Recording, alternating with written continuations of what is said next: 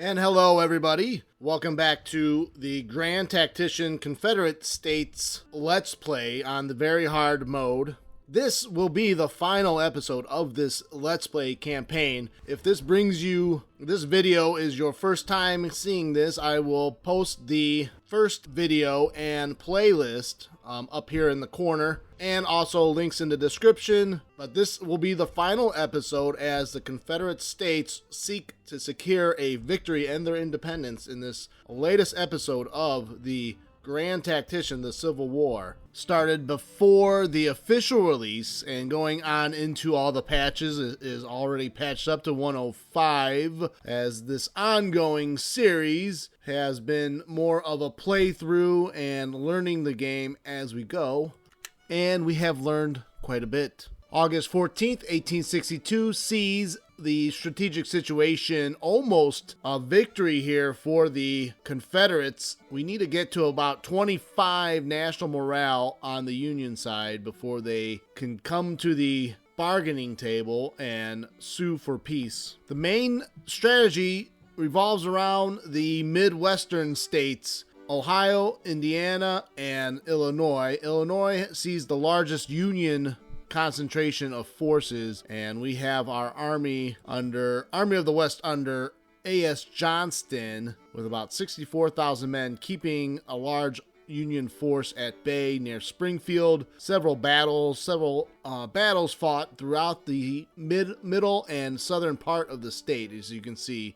Battle of Pykneyville back in February 11th, Battle of Salem, a couple battles of Salem, where they had a hard time concentrating their forces, as I think they were slow to research military too. Here you can see August 9th, the most recent battle in this part of the state, 92,000 men under General Hurlbut. They actually outnumbered us for once in Illinois, but large number of casualties in that battle. We have a small army of Kansas under Lloyd Tilghman, trying to capture Quincy, Illinois. He almost has it under control. He really needs to capture this so that we can gain the depot and ports, because they are running out of supplies here. But that will actually help decrease national morale for the Union. And the plan remains about the same. Albert Sidney Johnston will shield Joe Johnston's army in Ohio, the Army of Indiana, aptly named the Army of Indiana because he just came from Indiana. And as they have secured Columbus and just defeated a Union army at Hillsboro, Ohio. So we should be able to push further into Ohio, and hopefully that might do it. A march on Cleveland and Toledo plus Quincy might do the trick for a victory. And the situation in Maryland remains as Fortress Maryland, maybe possibly a drive towards Pittsburgh, but we are outnumbered still by the Union, 351,000 to our 253,000. So we really want to just try to hold on to Maryland and keep a Union occupied here so that they cannot reinforce the West. And with this episode being patched to 105, some of the changes you can notice right here have to deal with building independent corps, detaching corps, changing uniforms after a unit has already been recruited, much more. Link to a video going over the changes in patch 105 will be in the description of the video. If you haven't already, you can get updated on any videos that I might do that might walk through some other parts of the game, plus other Grand Tactician, the Civil War content. So if you haven't already, if you're new to this channel, please subscribe and you will hopefully be updated with new Grand Tactician content at your heart's desire. Let's take a look at what the Union does after the Battle of Hillsboro, see how they retreat back. So going back towards Chillicothe, and John Pegram has almost gained control of Quincy, Illinois, and we have finally captured Quincy, Illinois. That brings the U.S. down to 26 on the national morale. So we're going to order Armistead's corps to march on Cleveland, and he will march it. Right now, the order delay is 5 hours and 34 minutes. I want to see something. I'm going to test something. We're actually going to order him to Halt orders. Okay, so 534. Now, that was with him still attached to Johnston's headquarters. Let's see if it makes any kind of difference to detach him, because he's still within Johnston's range. He's still within Johnston's range, even though for some reason we're not showing a large range here, a command range for Johnston for some reason. He would be exerting the field telegraph. Let's see, so ordering Armistead as an independent corps to Cleveland. Let's see what kind of, oh, order delay is only 44 minutes. So that was a very drastic drop. Oh. We have a battle as McClellan still tries to get through Johnston's lines in Illinois. Overall, it's about an even fight, although we have the advantage in guns, and his reinforcements are all together with him as we have to wait. We're a little bit more spread out. Now, it did look like Armistead stopped his orders and stopped movement, but this battle might actually win the war if we can achieve a major victory for sure. Why don't we fight this next battle in Illinois? So, enemy army is green and morale is reported to be eager. So still a lot of raw recruits from the Union side. Now, battle time is about 3 in the afternoon. We have Price and Hood's corps on the field. Actually, Hood, I think, is about 4 hours away. Yeah, Hood is 4 hours away. But they are the two larger corps. Longstreet is only about 11,000 men. They just need to defend themselves from McClellan's attack against raw recruits. Condition of our men is very good. Condition of the Union soldiers also looks good. Strength numbers for the Union look slightly larger than first indicated, maybe up to 74,000 men for the Union and 95 guns. We have 142 guns, though. We still outgun them. Price's corps listed as the best corps, even though Longstreet's men have a higher training rating, maybe because it's a smaller corps. The overall experience Price's corps has is much greater, not much greater, but greater than the other two corps. And the lone victory objective is at Apostles Hill, up in the corner of the map, which gives us an advantage here in between the two rivers or streams. So very defensible area. And 51 engineering points. So we've decided to just entrench right along the Copperton Road in front of the wood farm. We did put a redoubt here on our left to kind of guard against a flanking maneuver. We're pretty secure on our right with the river and the fortifications. We've held back a little bit on Hill's division if he needs to be a little bit more mobile in the opening battle. Now we have 4 hours to wait until Hood comes and arrives. So McClellan should have almost all of his army here to throw at Price's 25,000 men. Couple of skittish units, though. I think it's Bartow's artillery. Morale is unstable. Units started broken. I wonder if that's a state support issue. One thing we don't know is their state of Georgia, so it can't be that. All right, so we're going to fast forward the battle and wait we forgot to bring Johnston over. But we'll wait for the bluecoats to show their faces. And we can hear the marching fife and drum of the Union soldiers and some dust clouds. Looks like they're coming straight ahead, right into our main fortifications. So our opening salvo from our guns perched behind the parapets. We have skirmishers facing in the covered terrain here by the farmhouse. So late day skirmishing start the battle. Looks like the Union has paused, maybe waiting for their reinforcements to arrive. Or maybe I had the game paused.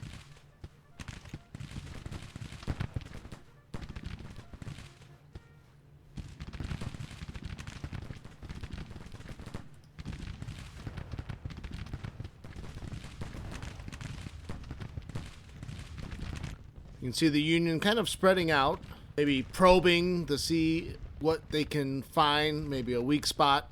Our skirmishers do a good job driving back their skirmish line. And sun's starting to set, and we have some more skirmishing in front of at the wood farm. As you can see, the Union setting up for an assault, an attack. Union troopers advance forward at almost 7 in the evening.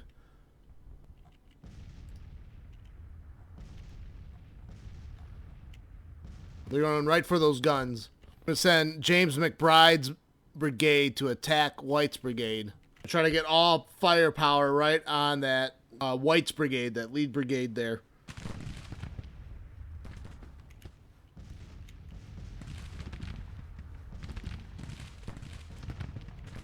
I'm going to order Gibor's guns to fall back. Might be a little bit too late, though. Gibor takes a volley, but they are starting to retreat back.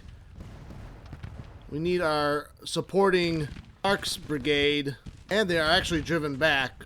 The firepower from Parsons and Stevenson's brigade, sending the Union wavering a little bit.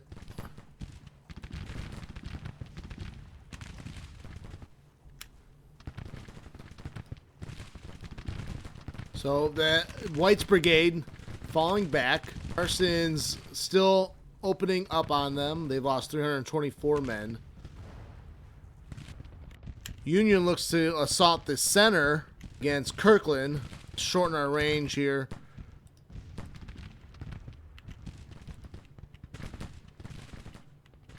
We might need to call up Slack's brigade.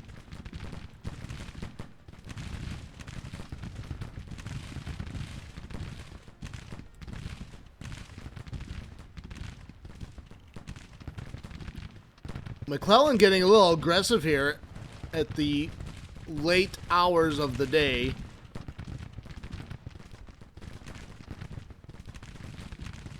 Let's see if we can halt Slack there right into position. At least this Union brigade found a little bit of cover there, and they've assaulted with 3 brigades. Heavy price early in the battle, 1,300 men fallen in the first hour of the fighting. Let's try to get Clark, Stevenson, and Parsons to attack this 3rd brigade. So let's see how this attack goes. Parsons coming in from the right. Stevenson in the center there. Clark's division, or Clark's brigade. And that Union 3rd brigade decides they should probably fall back as they're woefully outnumbered and taking flanking fire now. Now there's some artillery over in the swamp, and they are attacking Parsons. We did receive our reinforcements, and they are arriving on the field. Why don't we order them ahead, forward? We've ordered Moore's brigade to try to get in on the flank of the 2nd brigade. We've got Frost, Kirkland, and Slack. Because idle, he probably needs to get up on the parapet. Let's let Moore get a little bit closer. See, firing all along the line. Back actually firing now. We got some flanking fire on these 2 Union brigades. We're going to actually have Moore try to attack the 3rd brigade.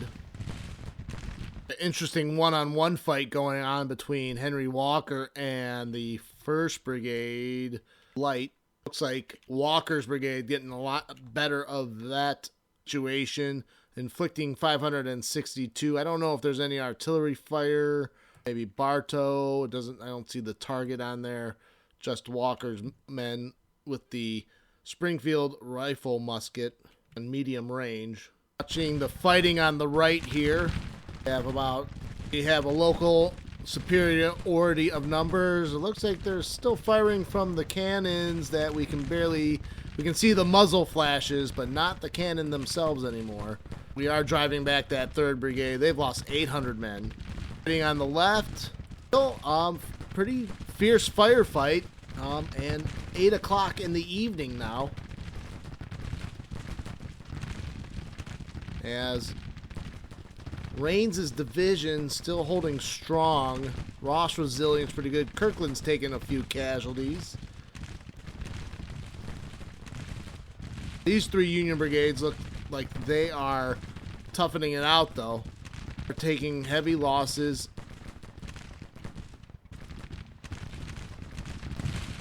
see. He's got the rifle musket. We'll go medium range, maybe get a little bit better accuracy on that firing from Moore's brigade.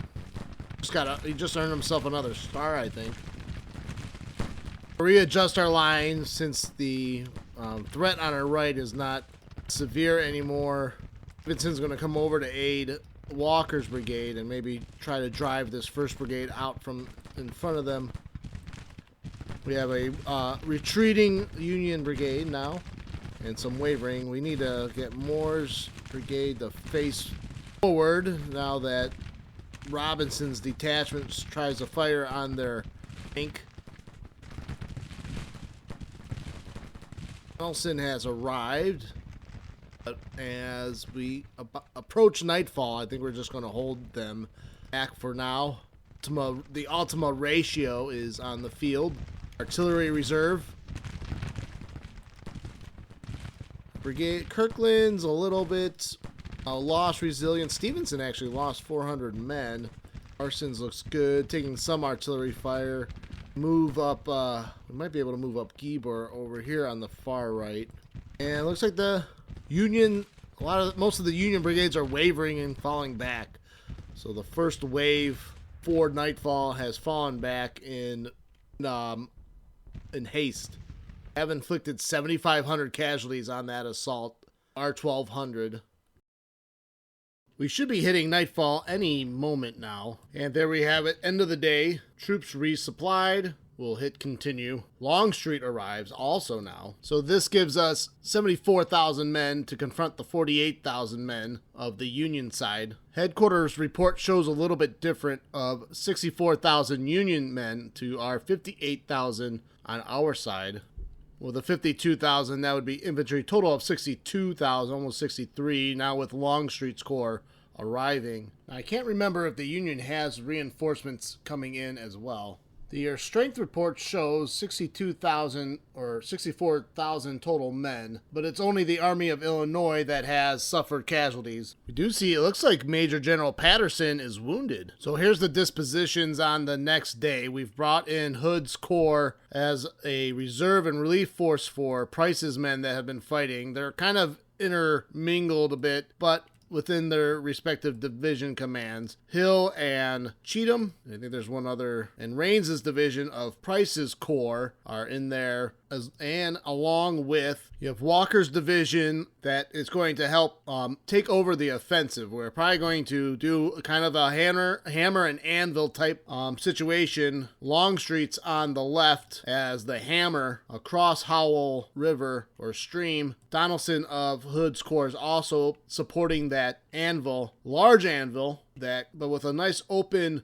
area of fire here, and right on top of the Union brigade or the Union force in front of them. Now, the other thing though is should be 2 other Union corps, about 20,000 men apiece, that have not fought in this battle. This has only been Patterson's corps in front of us. Well, let's get her started in the early morning of August 17th. We start the next day off with 9,500 casualties against the Union side versus our 1,600. You can see the Union still trying to go on the offensive. We've tried to posture ourselves in the center here in a more offensive posture, maybe to take over the offensive. But if the Union wants to keep fighting us against a well-fortified position and heavier numbers, heavier local superiority of numbers, then so be it, as we drive back the 2nd Brigade. Issued orders to Longstreet to take the crossing at Howell Stream. Let's continue watching the fighting in the center here. You can probably go to medium range on a couple of the frontline units. We have the Enfield and Springfield rifle muskets. And on our right, it looks like the Union trying to form up for a massive assault here. But we have 2nd line of defenders as well, supported by artillery. Clark is coming under artillery fire, but you can see they've found good cover. Eber comes back and starts to fire at closer range against Davies' detachment. So skirmishers are driven back. All right, back on the center.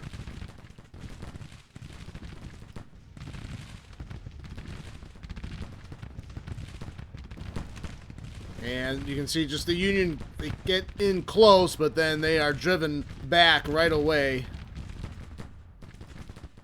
That is Grant's brigade giving us a little bit of a fight, but they're paying a heavy price. They've lost half their brigade. So Grant being Grant, you can see the Union now looks a little bit more hesitant to move forward. Taking a look at the right flank again. They are supported by some artillery, so... But Clark has seen negligible losses against the artillery fire that he is coming in contact with.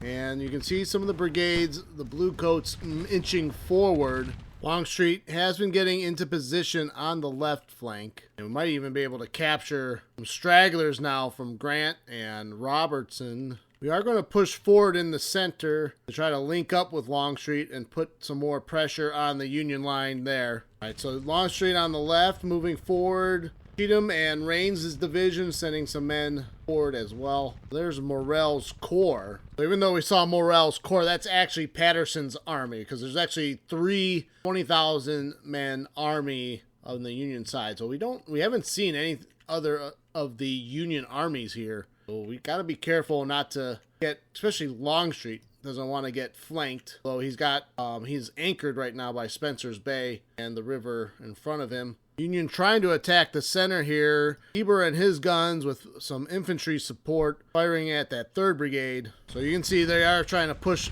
the attack a little bit in the right and center right.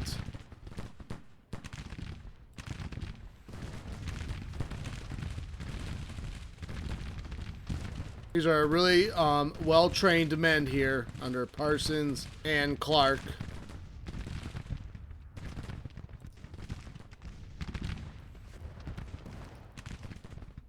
An attack by 1st Brigade against Moore's Brigade.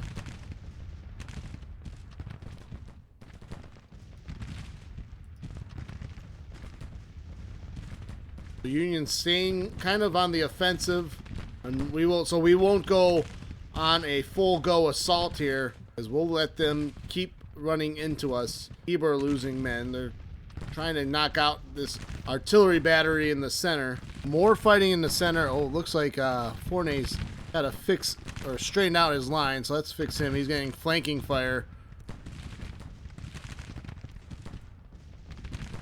They're trying to attack Fournet in the center from the flank, but he's well supported. And that 2nd Brigade is driven back. They've lost 1,600 men.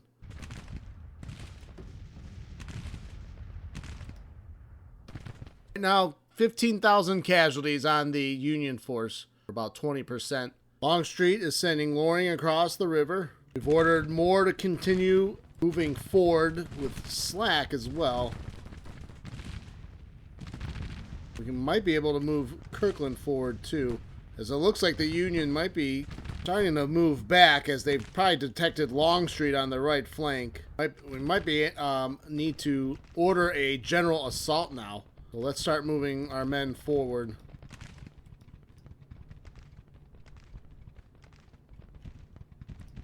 You can see the Union trying to form up a rear guard. We'll try to take some guns. As they're in such a rush, they're leaving their guns.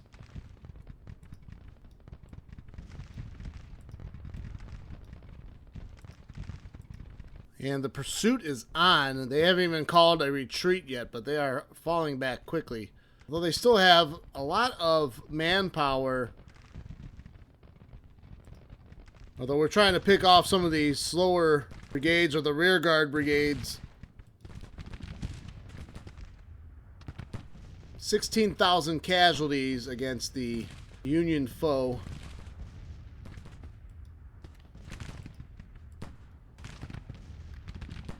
The retreat is officially called by the Bluecoats. You can see a lot of disorder among the Union troops. Order most of the frontline troops forward to try to, if they can't capture. Looks like Milroy's trying to do a rear guard defense, save as many men as he possibly can. Not scored the major yet, but very close.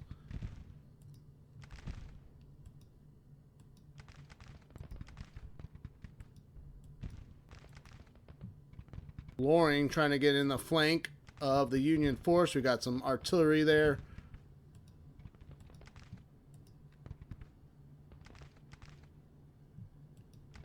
The major victory looks like it's in the books. 17,000 casualties. So masses of Union troops fleeing in panic. Trying to run down some of these units with cavalry and assault infantry. Might help if we bring up our division commanders too. Keep our cohesion in order.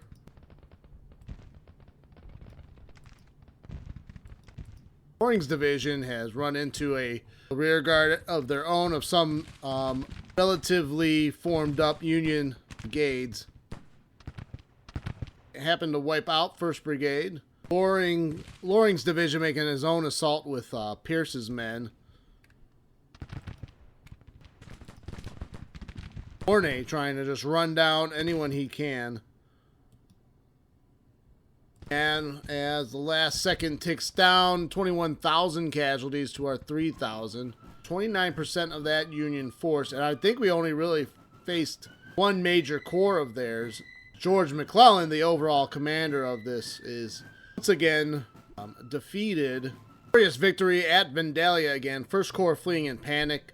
General McGinnis loses face. The Battle of Vandalia has ended with the 1st Corps retreating in panic. 3,000 killed, 270 captured, for a total of 21,900 casualties. 3,000 men were wounded or killed or missing. On our side, we've captured 11,000 rifles and 35 guns. Union national morale is down to 25, and that has done it. War is over. Union sues for peace. Confederate armies are triumphant.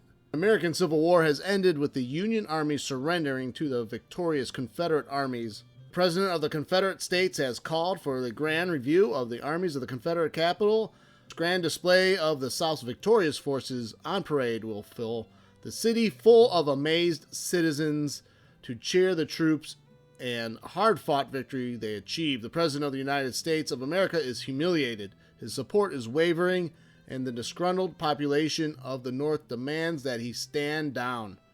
The Grand Herald congratulates victorious troops of the Confederacy. With the war over, it is time to think about the future. What will become of the Americans of the two nations? The breakdown, national morale. We stayed at 97, national support 75. Again, this campaign was started pre 1.0, so it dates back way into the summer.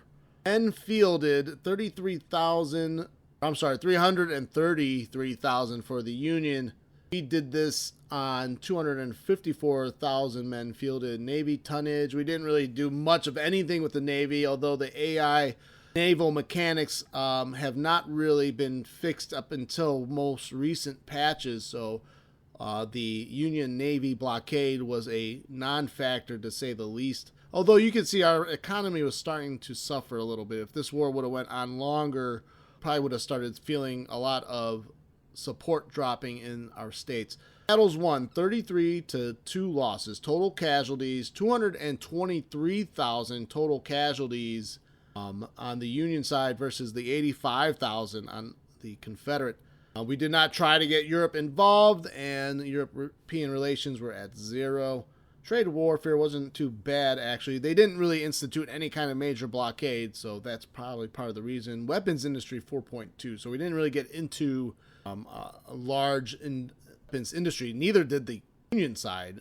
Somehow, without doing arms agents or focusing heavy on diplomacy to get in a better weaponry, we still managed to outpace the Union industrial effort. So there you have it, folks. I do appreciate everyone that has followed this campaign from the beginning. It has definitely taught me a lot, not only with the Grand Tactician game, but probably a lot of, this is the most editing I've done in these videos using this campaign. I think this campaign has introduced this channel to a lot of new faces and returning faces, which is the key point. So I appreciate everyone that has enjoyed and watched this campaign and viewing this. fun one to do, that is for sure. Look forward to doing more Grand Tactician campaigns as well. Check out the live streams that we are doing. If you are new to this channel or just stumbling across and unaware, check out the channel. You'll see the updates on the Grand Tactician live stream. We might open up to other games too as well. War strategy gaming is the focus of the channel. I hope everyone enjoyed. I hope you all have a lovely day. I hope to see all of you on the next one. Thank you.